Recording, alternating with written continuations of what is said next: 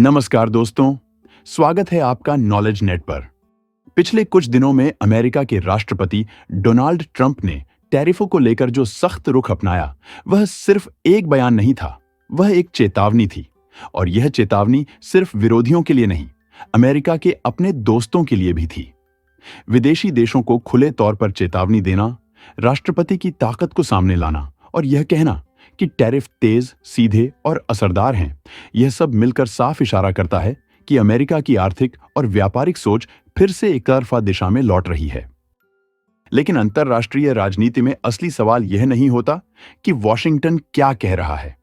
असली सवाल यह होता है कि दुनिया उस पर भरोसा कर रही है या नहीं, और यहीं से कहानी बदलती है। पिछले कुछ वर्षों में एक पैटर्न लगातार उभर कर सामने आया है।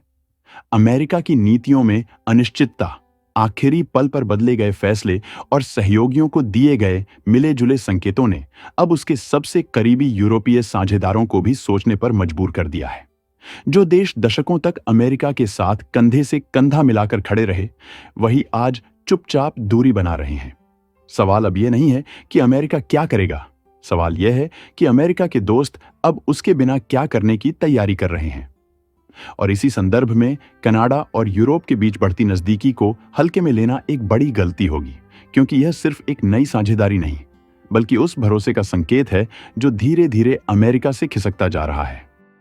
यूरोपीय संघ के नीति निर्माताओं ने साफ तौर पर कहा है कि आज की वैश्विक स्थिति में व्यापार, आपूर्ति श्रृंखला और निवेश को एक ही स्रोत पर टिकाए रखना जोखिम भरा है।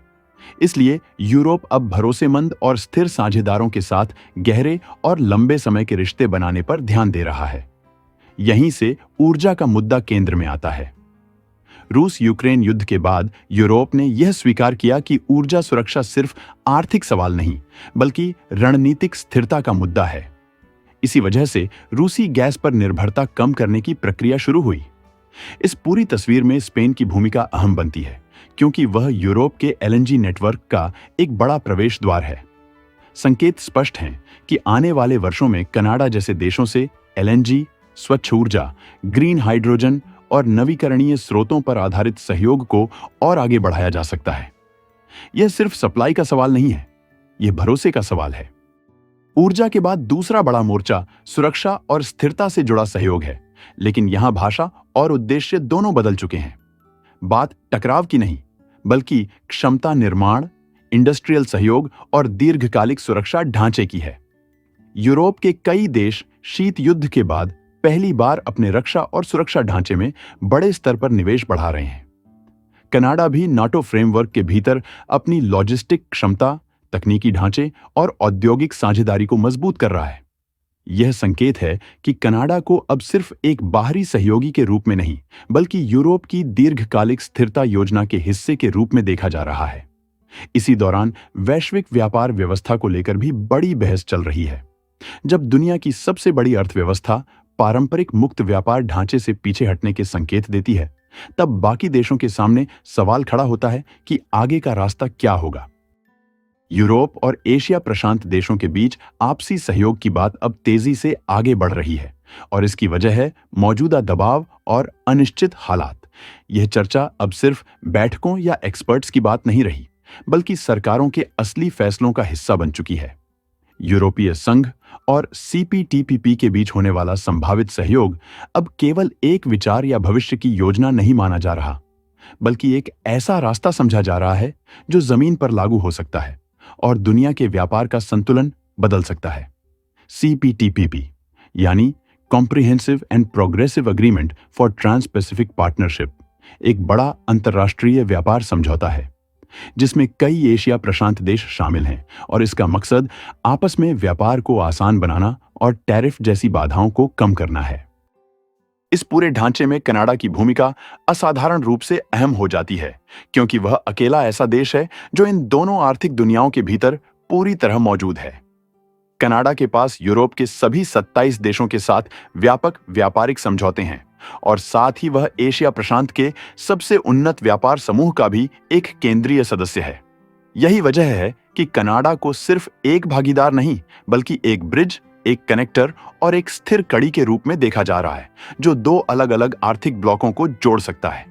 लेकिन इसी बीच एक और बड़ा खिलाड़ी इस खाली होती जगह को बहुत ध्यान से देख रहा है और वह है चीन।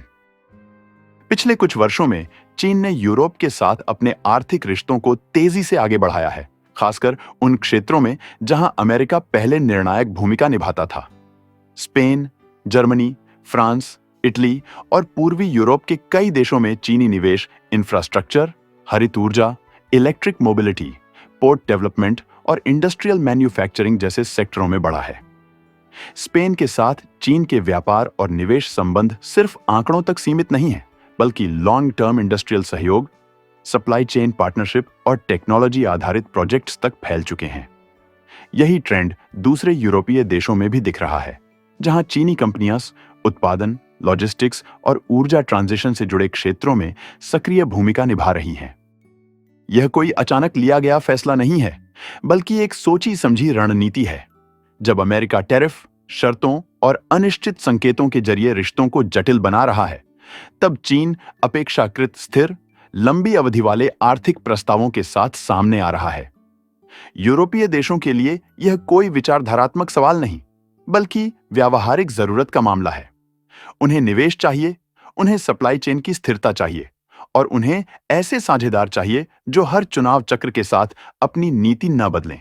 यहीं पर तस्वीर साफ होती है कि जो सौदे पहले अमेरिका की पहचान माने जाते थे, आज उन्हीं जगहों पर चीन अपनी मौजूदगी दर्ज करा रहा है।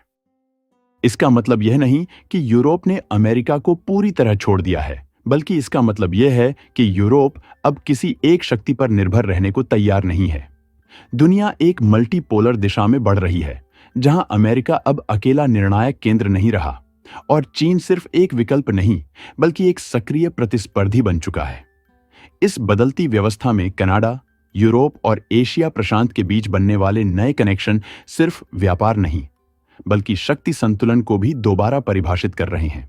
यही वह बिंदु है जहां यह कहानी सिर्फ कनाडा या स्पेन की नहीं रहती, बल्कि पूरी वैश्विक व्यवस्था की कहानी बन जाती है। एक ऐसी व्यवस्था जहां अमेरिका की पारंपरिक पकड़ ढीली पड़ रही है और बाकी दुनिया विकल्पों के साथ आगे बढ़ रही है। विशेषज्ञ साफ तौर पर यह बात कहते हैं कि यह पूरी कोशिश किसी देश को अलग थलग करने या किसी के खिलाफ मोर्चा खोलने के लिए नहीं है। असली मकसद उस नियम आधारित वैश्विक व्यवस्था को बचाना है जिस पर दशकों से अंतर्राष्ट्रीय व्यापार टिका रहा है, लेकिन जो अब दबाव में दिखाई दे रही है। विश्व व्यापार संगठन यानी WTO कभी वैश्विक व्यापार का मजबूत आधार माना जाता था, लेकिन समय के साथ उसकी भूमिका कमजोर होती चली गई।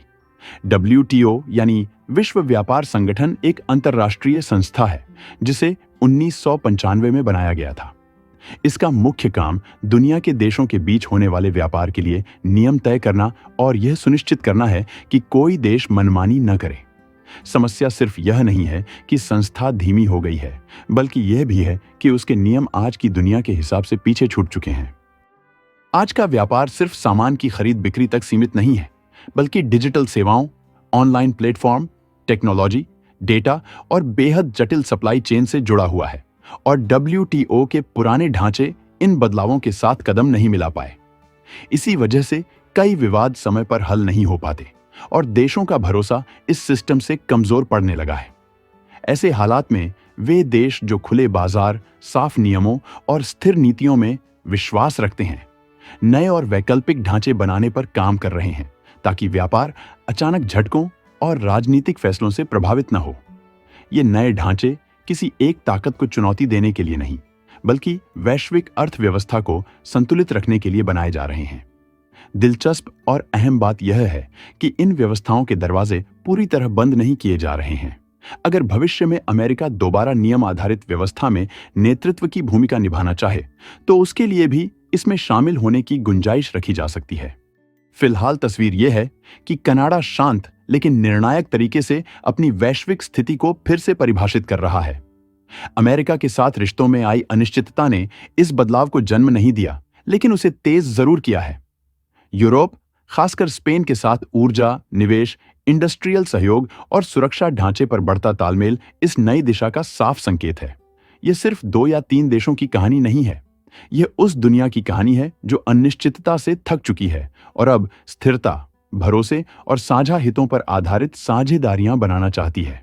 यही असली बदलाव है यही असली असर है और यही वह बिंदु है जहां से आने वाले दशक की वैश्विक राजनीति की दिशा तय होगी। ये कोई शोर शराबा नहीं, ये एक साइलेंट रियलाइनमेंट है और जो इसे अभी समझ लेगा वही आगे की तस्वीर सही ढंग से पढ़ पाएगा।